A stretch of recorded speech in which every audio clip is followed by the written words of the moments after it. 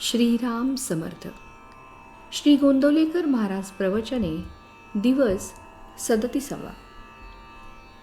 नामस्मरण, शरणागती आणि भगवत प्राप्ती. भगवत प्राप्तीला शरणागतीशिवाय मार्ग नाही आणि शरणागतीला नामस्मरणासारखा उत्तम उपाय नाही. शरणागती म्हणजे मी करता हा अभिमान नाहीसा होऊन सर्व कर्तृत्व परमेश्वराचे आहे ही दृढ भावना होणे. नामाशिवाय इतर साधनात कृती आहे म्हणजे मी करता या अहंकाराला वाव आहे. स्मरण हा मनाचा धर्म असल्याने त्यात कृतीचा प्रश्नच येत नाही, म्हणून त्यात अहंकाराला वाव नाही.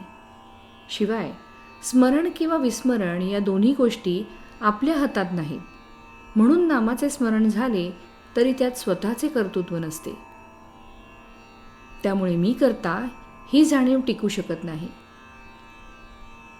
मी नामस्मरण करतो हा शब्दप्रयोग सुद्धा बरोबर नाही, कारण नामाचे स्मरण होत असते ते करू म्हणून जमत नाही.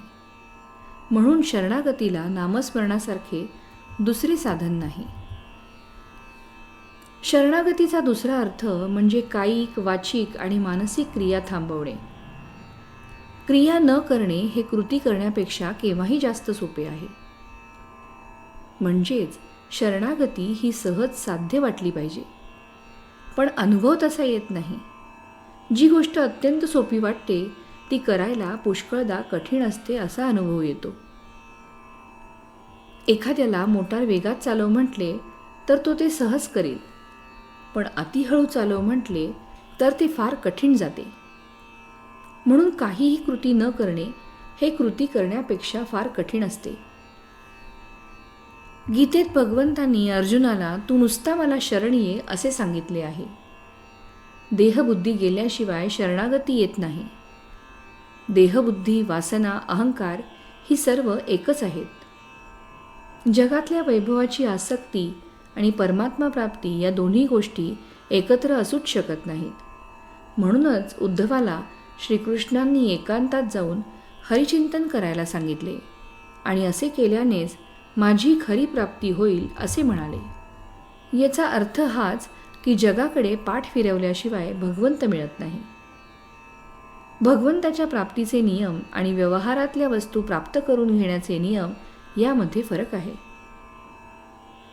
मनामध्ये वासना उत्पन्न झाली असता ती तृप्त करून घेण्यासाठी देहाची आणि वस्तूंची हालचाल करणे हा व्यवहार होय. सूक्ष्म वासना देहाच्या सहाय्याने जड बनणे हे व्यवहाराचे खरे स्वरूप आहे. परंतु भगवंताचे याच्या उलट आहे. भगवंत हा अत्यंत सूक्ष्म असल्यामुळे त्याची प्राप्ती करून घेणे म्हणजे जडामधून सूक्ष्माकडे जाणे होय. तेव्हा त्याचे साधन हेही जडामधून सूक्ष्माकडे पोचवणारे असले पाहिजे. जड देहाशी संबंधित आणि सूक्ष्माशी निकट चिकटलेले असे साधन असेल तर ते नामच होय. तात्पर्य, अनन्यतेशिवाय भगवंताची प्राप्ती नाही, त्यातच भक्ती जन्म पावते. श्रीराम समर्थ.